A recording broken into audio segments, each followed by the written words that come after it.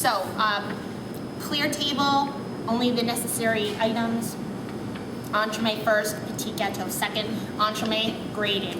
Petit gâteau, it's got to be done, but I don't necessarily nitpick it. I just say, hey, good job. All right, because you're making one, okay? When you make petit gâteaux in the real world, you make like 60, so, or 50 or 100, or some larger number. So, you know, you have an opportunity to like say, oh, I didn't do so good on that one, I'm just gonna push that one aside and do the rest all perfect.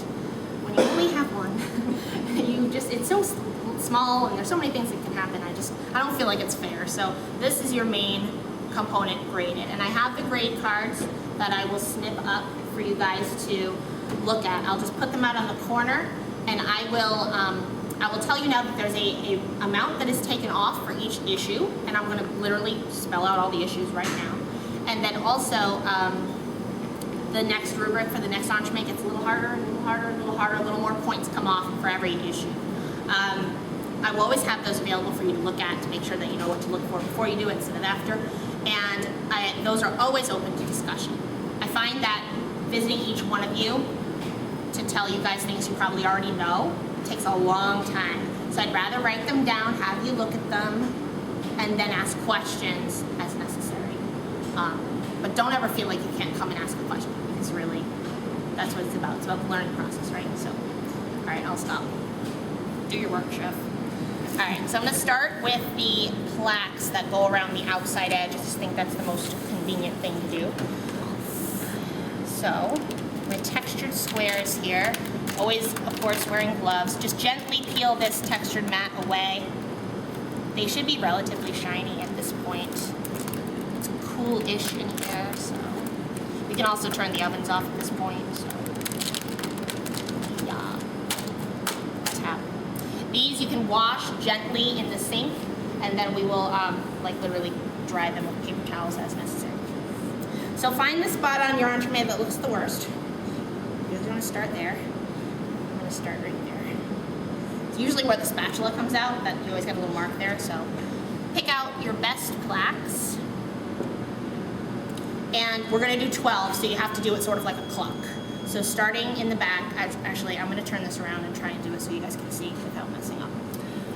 So I just landed. What? Your mark. Did I miss it? Oh, I missed it a little. Sorry.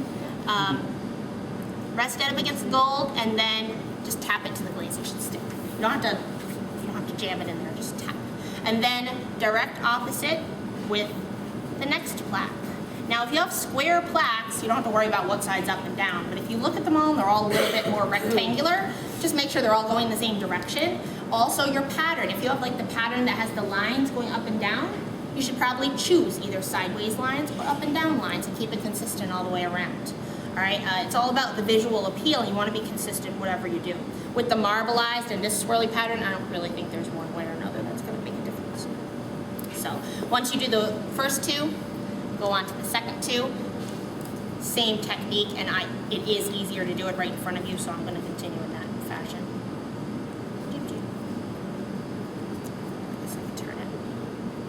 And if you have short people problems, put this down on a bin. It'll be easier for you to see if you're doing this evenly. From here, you're gonna do 2 more within the space and just do your best. What you can do is like line them up first before you actually touch the Entremet, and then just flip them upwards. So I would like literally just be like, okay, does the spacing look right? Here, here, here, and then this does take a little bit of, like, you know, finesse, concentration. If you tap one to the side and realize it's not quite in the right spot, there's a small margin of error that you can slide it, but not much, so just beware.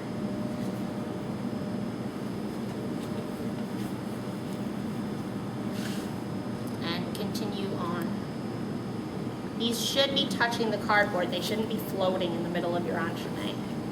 I mean, I guess it's a thing. If you really wanted it to, you could. As I say that, I do it. Why does that happen? Paring knife. Gently peel. If you're really gentle, sometimes the glaze is so resilient, it just stays where it belongs. There we go with that. No.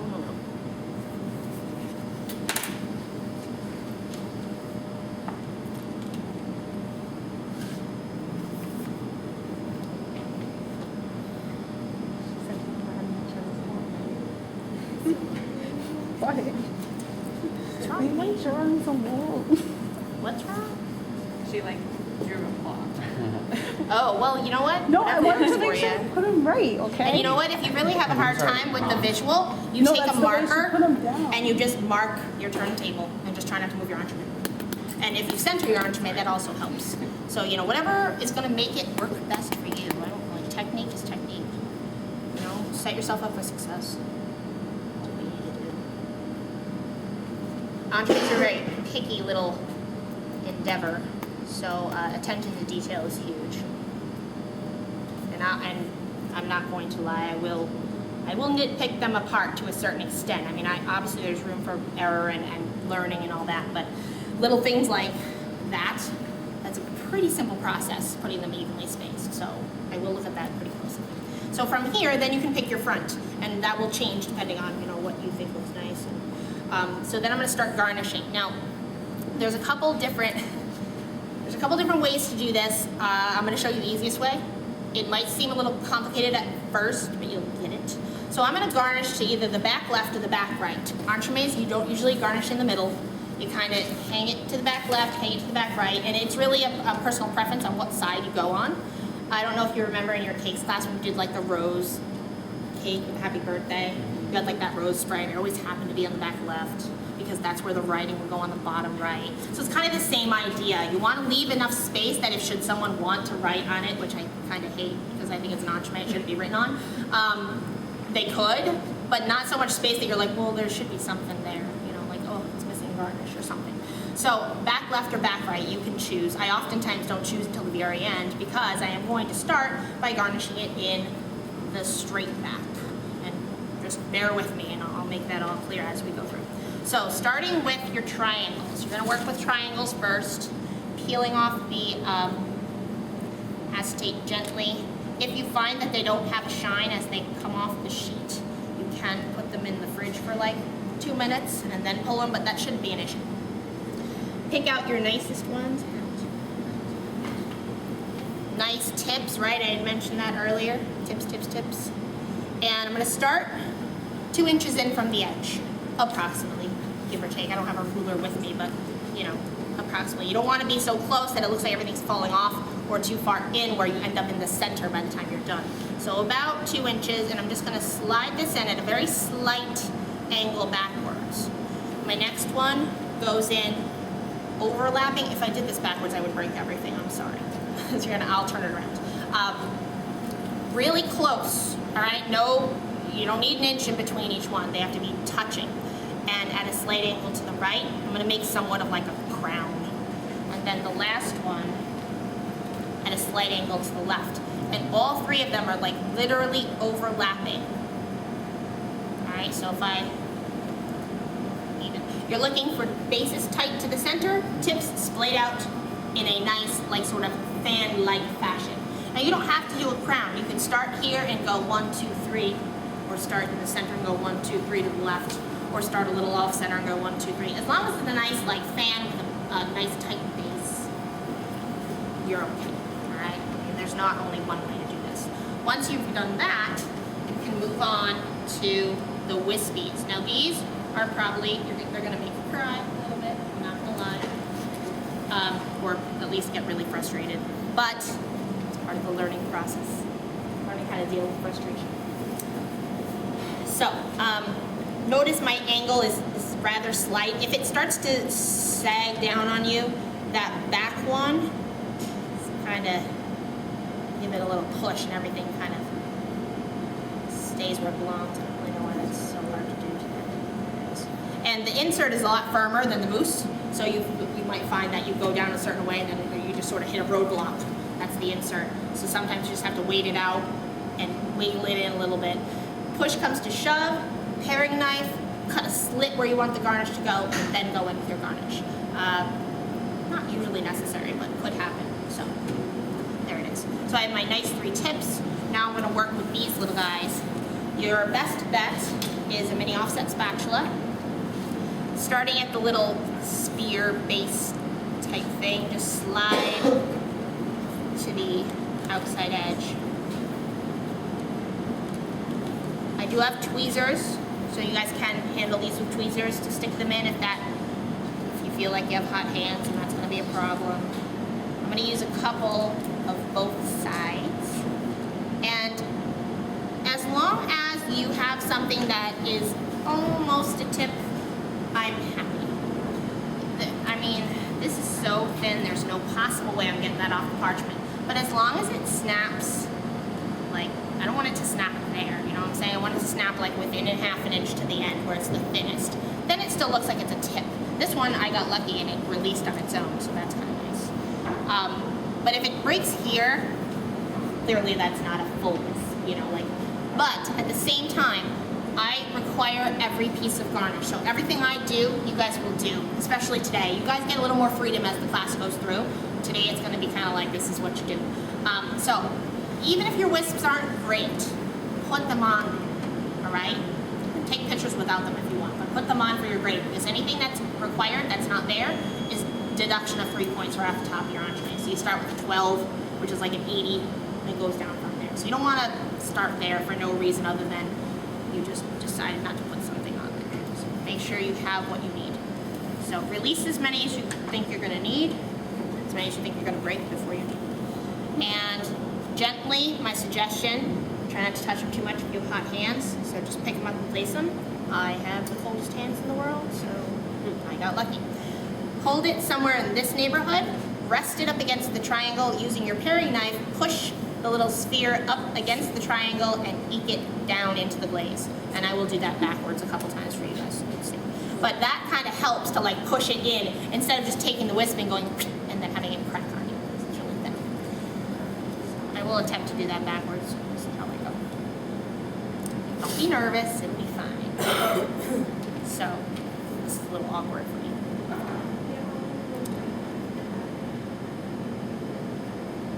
If all of them break, you have a couple options. You can make the time to make more, which is kind of a process. You beg your teammates to lend you some. You do not steal chefs, okay? I'm not gonna lie, someone did that once and I was like, really? That's interesting. So I'm gonna do 2 in one direction, 1 in another, 3 or 5. 4 is sort of an anti-pastry number, I'm sure you've heard it before. So 3 or 5. Whatever you choose. Most people are like 3. 3 is enough. I need to stress myself out. But I'm gonna go with 3. I just think 3 is a nicer. Oh no. If they fall, just push them back up. That rose, when you put the rose, is gonna kind of hold them in place. Hooray. Squeeze that sucker in. See how they're all pretty close to each other and then they're like, woo. That's kind of the whimsical look that you're going for. So now I'm here. And these I can change the angle of as I see fit when I'm ready. So from there, you take your rose. It's all pretty firm, you don't have to worry too much about it. Find the angle that looks the nicest. You're going in at an angle, not standing straight up. All right, so it's going this way. You're gonna want it to face you and just like stare you right in the face. So I don't know what you think. That's good. You want it touching your wisps. Don't try and shove it into the glaze. The glaze is actually a lot more bouncy than you're gonna realize. So just rest it on top, give it a teeny press. All right, and that's what that looks like so far. All right, so it's resting up against. And it's sort of facing like whoever's standing right in front of it. From there, we have leaves. Your 3 leaves. Chef Kelly has already told me all about these leaves and how I'm supposed to place them. So. And she was like, this is the way it's supposed to be. Like, okay, yes, ma'am. So this is where you have to kind of decide left or right. Back left, back right, back, because right now I'm in the center, right? So I'm gonna place the leaf. I try not to jam it into the glaze because I think that looks funny. I would much prefer to just kind of wedge it back here and sort of let it fall as it may, you know, within reason. The triangles and the rows kind of hold it where it belongs. Making sure that your leaf marks go in the proper direction. There's nothing worse than being like, oh, my leaf is in the wrong, you know what I mean? Like it doesn't make sense. You're like, oh. So I'm trying to hide the junction of my garnish into the glaze. So as much as I can, I'll wedge it back there to cover up that squish, because that doesn't look so great. From here, now I decide left, right, left, sorry, back left, back right. So I go like that. Do I like that? Or do I like that? this way. I always do. Left is just my thing. I'm a left kind of girl. If you're a right kind of person, no harm, no foul. And then that's when you decide where this goes. And in my world, it goes here because I just feel like there's a little space that needs to be filled. But you may decide that it will look better kind of peeking out on this side, and that's completely up to you. You don't really want to have it there because that's just, the triangle's there, so leave that to it. Wedge that in, let it rest on top of the glaze, and that is, if I'm looking at this, is the front of my entremet. So you all stand right where Allie is.